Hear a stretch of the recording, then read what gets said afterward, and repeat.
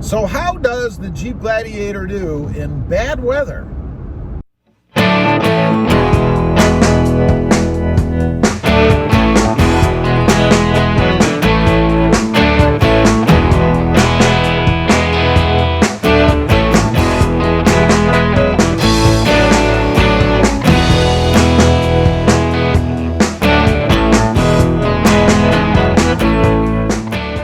Good morning, everybody. How are you today?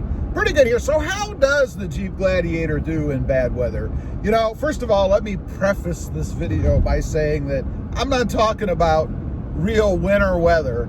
I live in a warm climate now, so we don't get snow, we don't get ice. It's not to say that we can't here. They have had snow and they've certainly had ice. But it is very, very infrequent. I've been here, this is in my third year now, and I'm talking about in the RGV in South Texas. This is my third year here now, and boy, does time fly. But I have never seen snow here. I have never seen ice. I think the coldest it's gotten is probably about 34 degrees, something like that. So obviously I'm not talking about driving around in that kind of weather. There went a Jeep Gladiator. How about that? I see them once in a while. I'm talking more about wind, storms, heavy rain, wet roads, fog, stuff like that. And by the way, I did put up a video, I don't know, maybe a week or two ago about some really heavy fog that I took the Gladiator out in. Check that out. I don't think I've ever driven in fog as bad as it was that day. I thought that I was going to get lost out here driving around, you know. But as far as rain and storms go, I do have some experience driving in that heavy rain between here and Colorado. Probably in spots about a foot of rain or so, not a foot of rain, a foot of water that we went through on the road. And I was very impressed. You know, there was no hydroplaning. It did run through the fender wells, of course, but I never felt like I was going to lose control, like I was moving around. Have you ever had that happen where you go through heavy rain and you start to hydroplane a little bit? Feels like you're on ice for a split second. I didn't experience that, and man, I was pretty happy because I was, you know, in an area that I'm not familiar with. Fortunately, the roads weren't pothole covered, so that I was dipping down in those all the time. But there was a ton of water on the road, ton of rain coming down. You know, one thing that drives me nuts with some vehicles are the windshield wipers. They can't keep up. You ever had a vehicle like that where you're driving down the road, it's raining like mad, your windshield wipers are flapping like crazy, but you still can't see? I've had that happen. I didn't have that happen in the Gladiator. That was awesome. Did a fantastic job. I've talked about this with particularly the Sunrider soft top I've got on.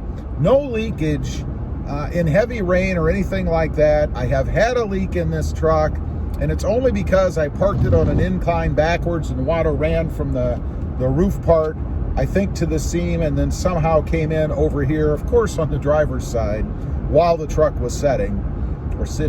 But I didn't have any rain or any leakage, fortunately, while we were driving in those bad conditions. So that was awesome. Let's talk about wind. You know, the Jeep, it's basically a box on wheels, right? I mean, it's not aerodynamic in any way.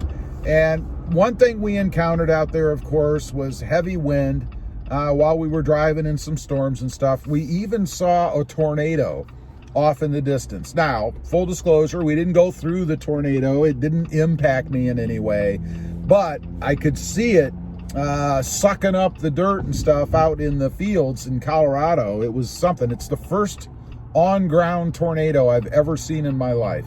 I have seen funnel clouds and things, but I had never seen a tornado on the ground. And it was one of those, I forget what they call them, whip, you know, where it's just like a long string. It was one of those deals where it was sucking up dirt and stuff from the ground. So it was quite well defined. It didn't last long. I would say it was probably, at least for what I could see, I mean, we were driving, but it was only on the ground for probably less than a minute. You know, at first I thought it was one of those dust devil things, but it definitely wasn't. It was a ribbon tornado. That's what they call them. But the Jeep did fine.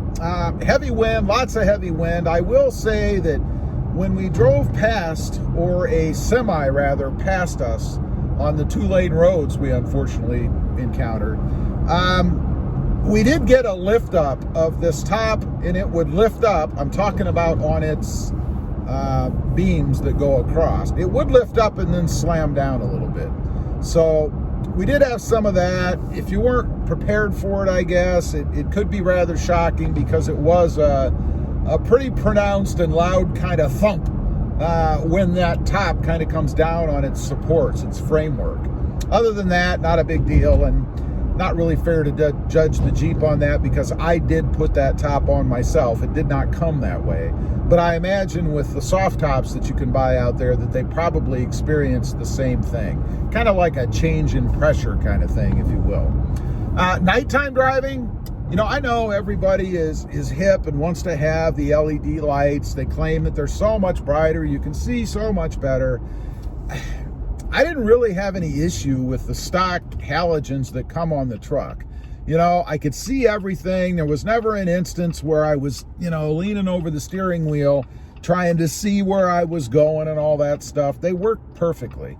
So while I do like the LEDs better myself, there certainly isn't anything wrong with the lights that come on the truck. You don't have to change them out for visibility.